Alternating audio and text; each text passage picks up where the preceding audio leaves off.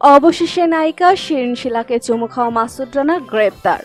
মাসুদ রানার গ্রেপ্তার নিয়ে মিডিয়ার সামনে একই বললেন ব্যারিস্টার সুমন। বিস্তারিত জানতে এখনই চ্যানেলটি সাবস্ক্রাইব করে ভিডিওটি শেষ পর্যন্ত দেখতে থাকুন। সুপ্রিয় দর্শক, ফ্যানেরাই তারকাকে গড়ে তোলে, তাদের ভালোবাসাতেই একজন শিল্পী সুপারস্টার হয়। তবে মাঝে মধ্যে ভক্তদের অতিরিক্ত ভালোবাসায় চরম অস্বস্তিতে পড়তে হয় সেলিব্রিটিদের। বাংলাদেশি নায়িকা শিরিন শিলার সাথে ঘটে যায় এমন একটি অনাকাঙ্ক্ষিত ঘটনা।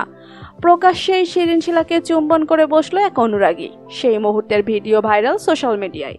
বাংলাদেশি বিনোদন জগতের অতি পরিচিত নাম শিরিন শিলা। সোমবার অপূর্ব রানা পরিচালিত দ্য রাইটার সিনেমার শুটিংয়ে এমন বিব্রতকর পরিস্থিতিতে পড়তে হয়েছে এই অভিনেত্রীকে। সেখানে হঠাৎ করেই এক ভক্ত কাছে এসে নায়িকার কাছে আবদার করে, আমি আপনার সঙ্গে যাব। এরপর শিরিনের সঙ্গে একসঙ্গে গাড়িতে উঠবার ও খাওয়ার আর্জি জানায় ওই অনুরাগী। তারপর হঠাৎ করেই নায়িকাকে জড়িয়ে ধরে চুমু খায় সে। গোটা ঘটনায় বেশ হতভম্ব হয়ে পড়েন শিরিন। এরপর তড়িঘড়ি গাড়ির ভিতর উঠে বসেন।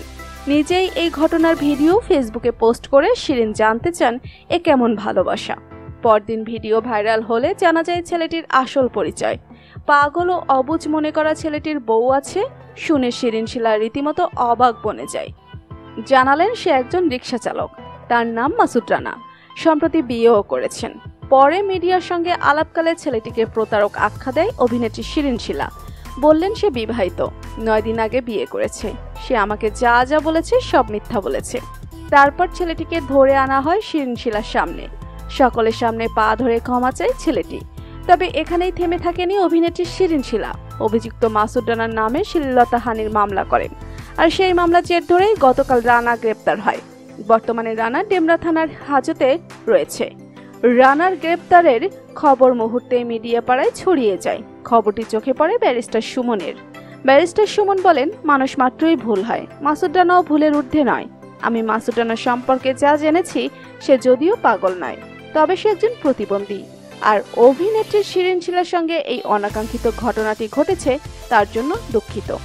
তবে তারও উচিত হয়নি এভাবে একজন অবুঝ ও প্রতিবন্ধী ছেলের বিরুদ্ধে মামলা করা। আমি ভিডিওতে দেখেছি ছেলেটি পায়ে ধরে ক্ষমা চাইছে, তারপরেও কেন মামলা করা হলো। ব্যারিস্টার সুমন আরও বলেন, আমি চাই মাসুদের মামলা আমি লড়ব, তাকে দ্রুত মুক্ত করে সুচিকিৎসার ব্যবস্থা করব।